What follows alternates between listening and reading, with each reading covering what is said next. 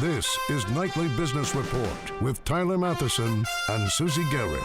Brought to you by TheStreet.com, interactive financial multimedia tools for an ever-changing financial world. Our dividend stock advisor guides and helps generate income during a period of low interest rates. Real Money helps you think through ideas for investing and trading stocks. Action Alerts Plus is a charitable trust portfolio that provides trade-by-trade strategies. Online, mobile, social media. We are TheStreet.com. Jobs jolt. An unexpectedly weak employment report raises doubts about the economy's health and sends stocks and bond yields lower. Cuts coming. The president readies a budget proposal said to include controversial trims in Social Security and other entitlement programs. And making his point, meet the quirky entrepreneur who earns money sharpening pencils. We have all that and more on this special jobs edition of Nightly Business Report. Good evening, everyone. A miserable March for jobs. And Tyler, what a nerve-wracking day for investors. It sure was. It was way worse earlier and then ended on a bit of an up note, but a huge disappointment. That is how one investment strategist characterized today's surprisingly weak jobs report. The U.S. economy added just 88,000 new jobs last month. That's less than half as many as economists expected and less than a third the pace in February. The unemployment rate dropped 0.1 of a point to 7.6%, but only because so many people stopped looking for work. The bleak report calls into question the health of the recovery, but investors didn't wait for answers. They sold stocks and bought treasuries. The Dow did bounce off the day's lows, but finished down 41 points at 14,565 and change. The S&P gave up roughly 7 points, 1553 the close there, and the Nasdaq was off 21 points.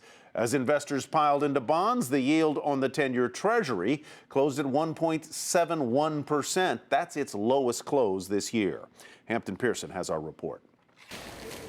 The downturn in the retail sector was one of the biggest drags on job growth. In March, 24,000 jobs were lost in an industry that had seen job growth average 32,000 per month for the past 6 months.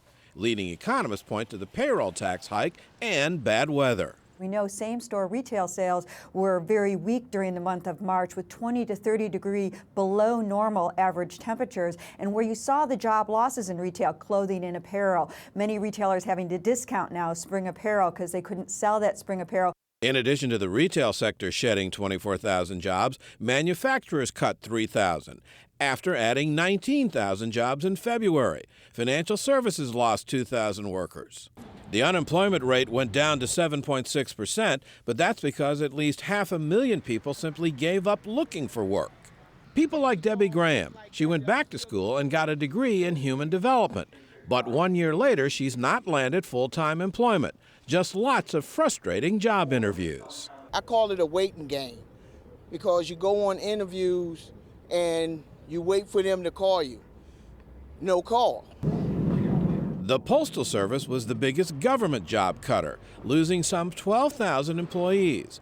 Economists say we're just beginning to see the impact of the sequester, those across-the-board federal budget cuts. Some of the furloughs are actually going to start kicking in this month in April. So I think in coming months you'll see more of that. I think it's actually exactly the wrong medicine for an economy that's already too weak from a labor market perspective, but it probably is coming. Even those with jobs are watching their spending. That's because wage growth in the last 12 months is less than inflation, another potential drag on consumer spending, and an economic recovery still moving at a snail's pace. For Nightly Business Report, I'm Hampton Pearson in Washington. Joining us now with more analysis on those job numbers as well as the economy, Michelle Girard. She's senior economist at RBS. So, Michelle, what's your take on this jobs report? Is this a temporary blip, or is this the beginning of more bad news for people looking for work? Well, I don't think that the economy and certainly the labor market is as weak as these numbers would suggest. But I do think it suggests that those great numbers we had seen around the turn of the year are probably not going to be, it's not going to be the case. We're going to see the labor market performing a lot better this year than last year. It's really been our view that, we've seen this pattern. We get strong periods of stronger numbers and periods of softer numbers. It looks like that's exactly what we're seeing again. The the idea that we could have an upside breakout in either growth or the labor market, I think this morning's report really dashed that. How, Michelle, could so many of the analysts have gotten it so wrong? The consensus was 200,000 jobs. My own forecast. You guys weren't even halfway close. My own forecast included, unfortunately, Tyler. I tell you, there was, and this is what makes that March number puzzling, and this is why I think you have to probably take it with a grain of salt, and certainly, like we like to do, look at the trends. The truth is that the Q1 average, the average job gains we saw in the first quarter are not that much different than what we've seen over the last 6 months, what we had seen in the fourth quarter. And I think that's probably, again, more signal of the things being the same than different. But I tell you, like I was saying, that the number of people filing for unemployment benefits was down. We had some anecdotal evidence that firms were really hiring in March. I mean, there really was reasons to think that the labor market was as strong in March as it was in February. That was why we kind of had those numbers forecasting a similar result. But Michelle, this headline is really going to impact people. I'm talking about Americans, because there's been this perception that everything is coming up roses. Jobs have been up, home prices have been up, stocks have been up. So what does this do to the feeling, that wealth effect that we talk about? Does this undermine confidence? Yeah, Susie, I think that's exactly it. There was this feeling like, wow, maybe we're finally getting the kind of growth that we've been waiting for so long. We're getting that upward breakout, and we can get better than 2.5% growth. The labor market will finally start turning in the kind of performance that we usually see in a recovery. And that's what this morning's report, I think, said to me, is that, all of that hope, I just think was probably unfounded. It really is going to continue to be a slow growth recovery, whether we're talking about the labor market or the economy. And I think in that sense, it is kind of a disappointment for those of us that were hoping maybe something more was going on. What do you think happened in March? I mean, some of the other data that have come out in recent days have been very checkered, ups and downs, and sort of softening. What do you think happened? And you just said you think there's going to be slow growth for the rest of the year. Put a number on that for me. Well, first of all, the first quarter, we're probably looking at growth of close to 4%. And of course, this is the same pattern that we've seen for the last 3 years. We come into the year, a lot of optimism. The data surprised us on the strong side. The first quarter numbers look really good. And then it fades in the spring. I mean, the Fed was concerned about reading too much into the strength because they might get fooled again. I don't know exactly why this pattern is so persistent, but that seems to be what's happening, is once again, the numbers are going to moderate here as we move over the next couple of months. And certainly the sequester makes that even more likely. I think for the year, we're probably going to see growth after that strong first quarter I mentioned of 4%, settled back into the kind of 2.5% range. Okay, Michelle, thank you so much. Thank you. Michelle Girard, senior economist at RBS. And now let's turn and get a little bit of market reaction to those job numbers. Our market monitor guest tonight says the stock market is in a, quote, corrective phase. He's Peter Sorrentino, senior portfolio manager of Huntington Asset Advisors. So, Pete, how much of a correction, and when does it happen? How long does it last?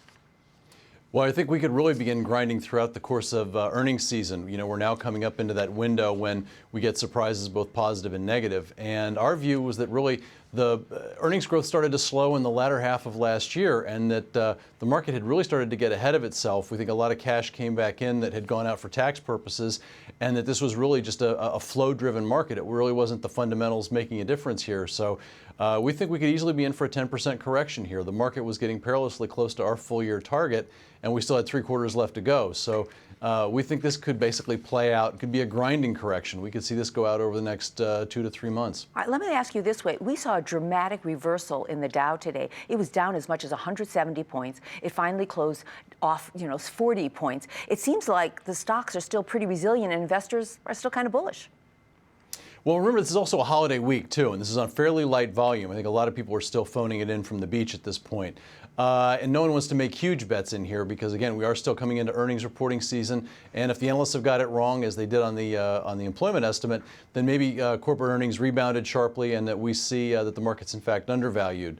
Our view is that's not the case, but I don't think anyone really wanted to bet big this week on which way it was going to fall in earnings season. All right. Even though you think that we're in this corrective phase, you do see some buying opportunities. And let's go down your list of stock recommendations. Marathon Petroleum is at the top of your list. This is MPC, ticker symbol, trading on the big board. Now, looking at the stock chart here, it was like $34 last summer, and now it's up to $82. Does it still have room to grow?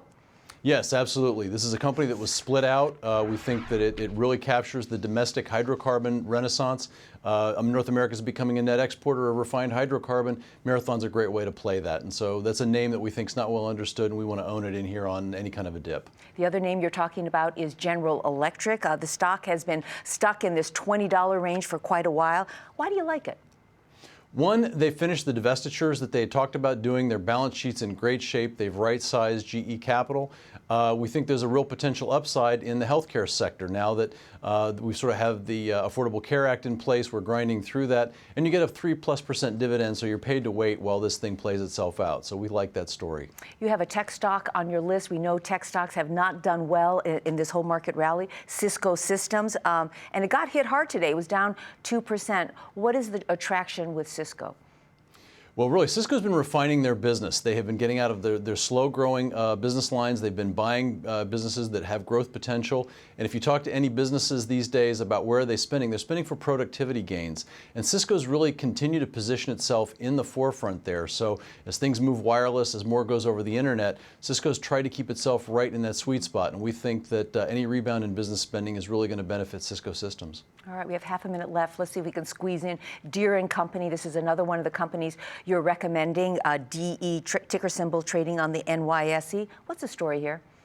We think there's also a renaissance in agriculture in North America, and we think Deere is a great way to play that. More farmland is going into production, farm incomes are up, farmers are spending on productivity, they're spending on equipment. Deere is a great global story in that particular industry, and we think that's a great place to be. You covered so many sectors, including agriculture. Thank you so much. Pete, do you have any disclosures to make? I do not own any of those names personally. However, we do own all of them in our funds. All right, excellent. Have a great weekend. Peter Sorrentino, Senior Portfolio Manager of Huntington Asset Advisors. The Obama administration is set to release its budget proposal next week, and for the first time, the president's spending plan is said to include specific entitlement cuts, notably to Social Security. John Harwood joins us from Washington now with more. Tell us about what the president is likely to propose.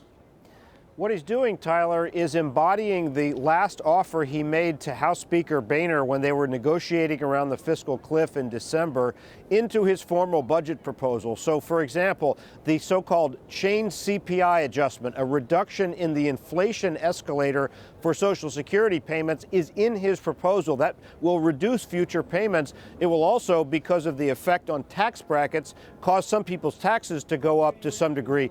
So this is the president trying to say to Republicans, see, I'm willing to compromise, and all of the flack he's been getting from the left today about that proposal only serves to underscore his argument. He's hoping to convince them to come to the table with him. Will Republicans potentially go along with the idea that there's a significant revenue raise here as a result of the fact that people, as a result of what you just described, will be moving into higher tax brackets? Well, interestingly, Tyler, Republicans have made a point of principle, no more tax increases after the fiscal cliff deal, but this is one set of tax increases that they do support. This is a Republican proposal which they pushed during the fiscal cliff talks. Question is going to be, will they support additional revenue raisers, which the Obama administration says are necessary for them to go further on entitlements? This should not be seen as the Obama White House's last offer on entitlement reductions. More to come if we get into real negotiations this spring. John, address the whole timetable on this. I mean, why is this release of the president's budget so late? We already have the House and Senate that have passed their budgets, and are we really going to get a deal? Well, I don't know if we're going to get a deal, but on the timing, this is part of a calculated decision by the White House to lower the temperature, and part of doing that is for the president himself, who's a polarizing figure, to step away from the discussion, let so-called regular order return, let the House do its budget, which they've done, the Senate do their budget, which they've done, and now the president's trying to come in as peacemaker at the end. That's why they delayed this budget. John Harwood on the North Lawn for us tonight. Thanks very much. Also from Washington, following up on a story we told you about a few weeks ago, the Federal Aviation Administration announced it will delay plans to close 149 air traffic control towers. Funding for the towers, including this one at Frederick, Maryland Airport, was cut because of the sequester. The shutdowns were originally scheduled to begin this Sunday. Now the date is set for June 15th. Transportation Secretary Ray LaHood says the delay will allow more time for communities and pilots to prepare for the changes. For the full list of closures, you can go to our website, nbr.com. Now, LaHood also said today that Boeing has a, quote, good plan to fix the battery problem on its Dreamliner jets. But he still wants to make sure that the Boeing 787s are safe before he gives the final okay for them to fly again. Boeing conducted Dreamliner flight tests with federal aviation officials on board to show them that the new battery system is safe. 50 Dreamliners have been grounded since January. Now, looking at the stock on a down market day, as we've been telling you, shares were up nearly 1.5%.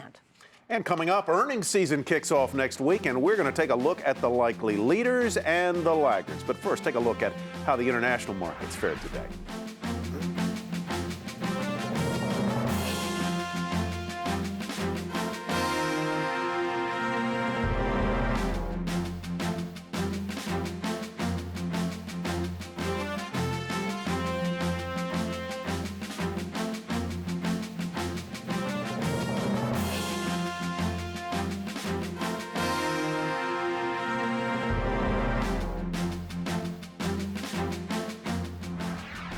And to our market focus now, the worst performer in the S&P 500 today was network gear maker F5, which warned that its revenues and earnings are going to be well below estimates. Now, F5 was down more than 19% and pulled other networking companies down with it. Juniper, Ciena, JDS Uniphase, all lower by as much as 3.6%, as you see there, about 3.53. Drillers and energy explorers led the S&P gainers as natural gas prices hit their highest level since August of 2011. Nabors Industries, an oil and gas driller, Cabot Oil and Gas, and WPX Energy were the top three. Nabors gained almost 6%. Cabot and WPX both gained more than 5% on the day. Now, on a day with a lot of red ink in the market, one company having trouble of late was in the green. JCPenney, we're talking about. The shares rose as the company rolls out its new home goods boutique in several hundred stores. Penny shares up more than 2% today to $15.42. And then after the close, Constellation Brands said it's reached a deal in principle with the Justice Department and AB InBev. Justice had filed suit seeking concessions before allowing the merger to acquire all of Grupo Modelo from Constellation. Constellation Brand shares rose after the news broke, gaining more than 3%. The stock had been down during the regular session.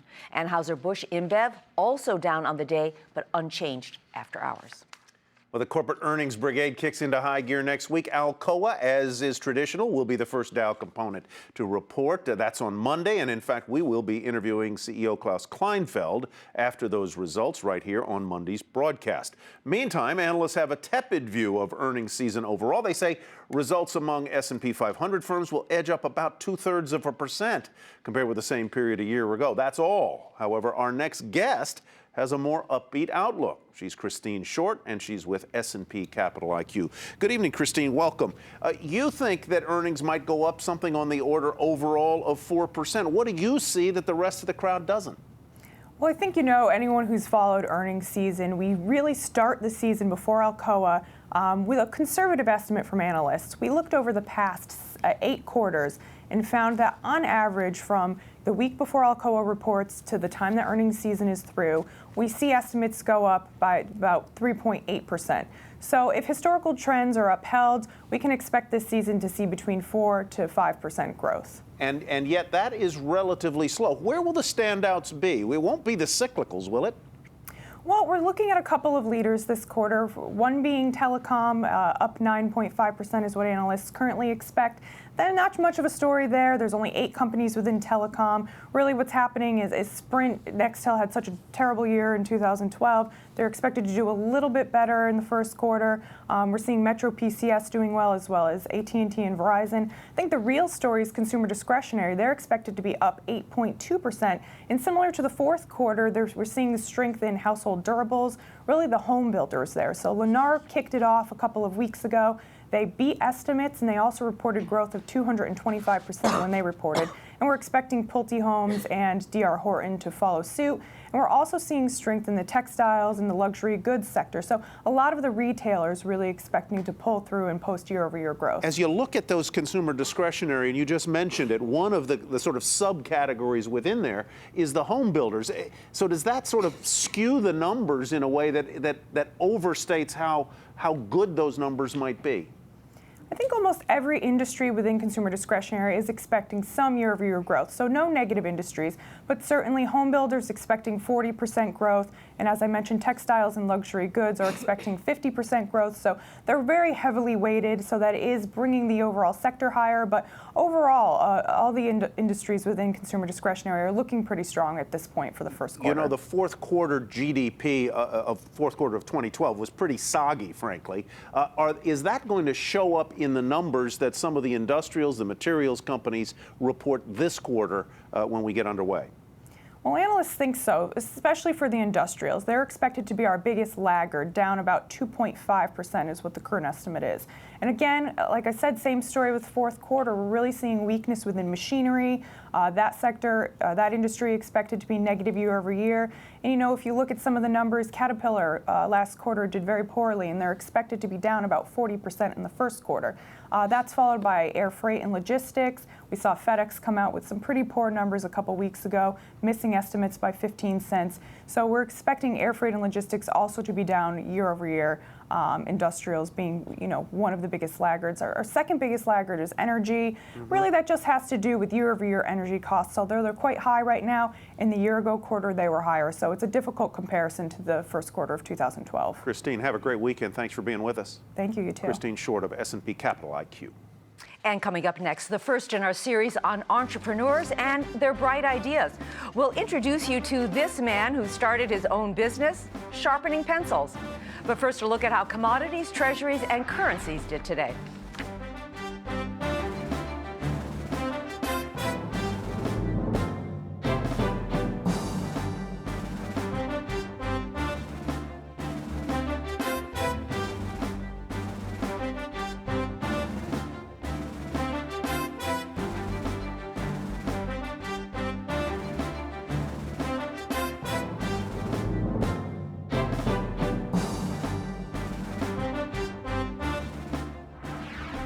And finally, on this Jobs Day, we begin a weekly series we're calling Bright Ideas, stories about entrepreneurs who often turn the simplest of ideas into moneymakers. And tonight, it's all about positioning.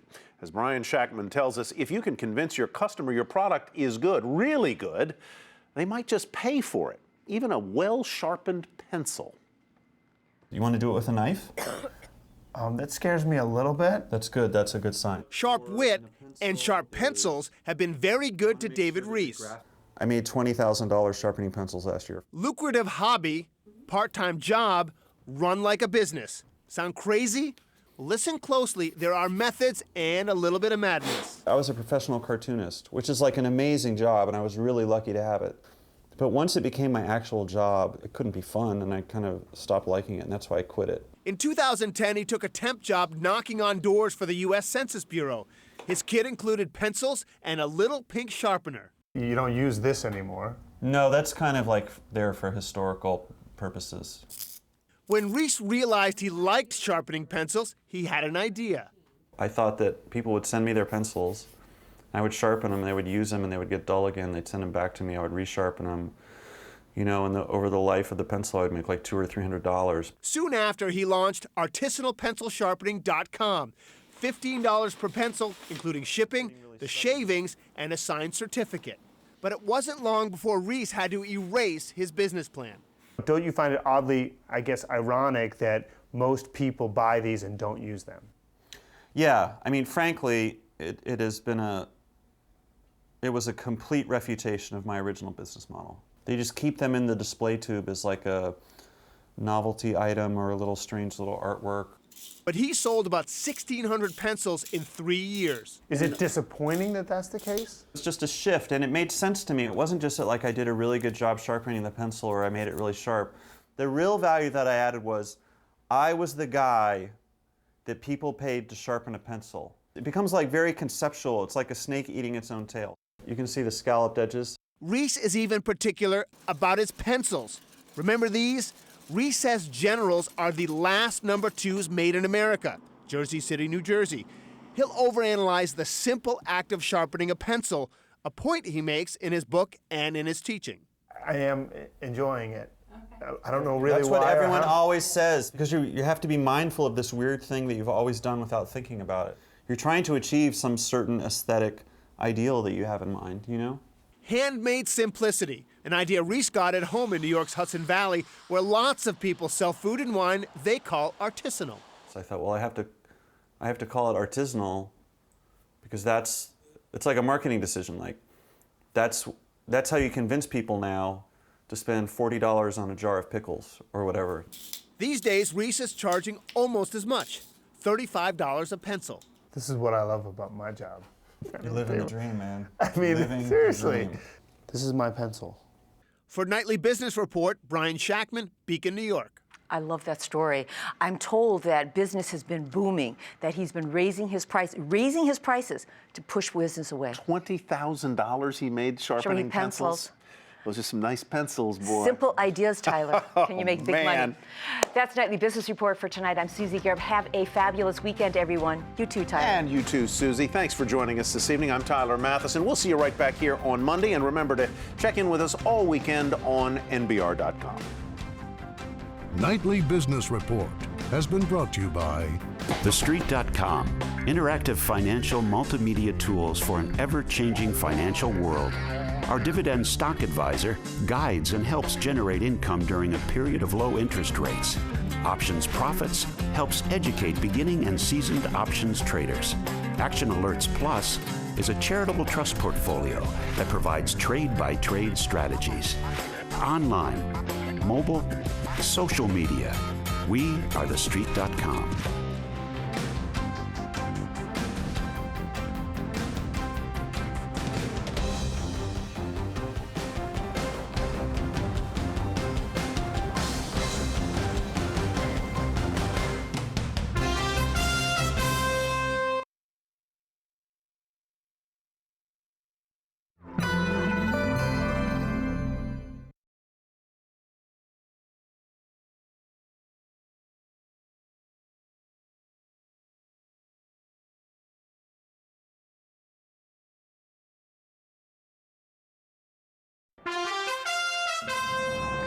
I'm Susie Garib with the Nightly Business Report News Brief. A miserable March for jobs. The U.S. economy added just 88,000 new jobs last month. That's less than half as many as economists expected. The unemployment rate dropped to 7.6%, but only because so many people stopped looking for jobs. The Dow was down 41 points, the S&P off 7, and the Nasdaq fell 21 points. Boeing completed a test flight of the troubled 787 that puts the plane one step closer to going back into service. Late-day movement on a big beer deal, Constellation Brands saying it has an agreement with the Justice Department to sell some brands to AB InBev. And Best Buy's 30% off sale on iPad 3s worked. The company saying many stores are out of stock after just 2 days. Be sure to tune into Nightly Business Report right here on your public television station.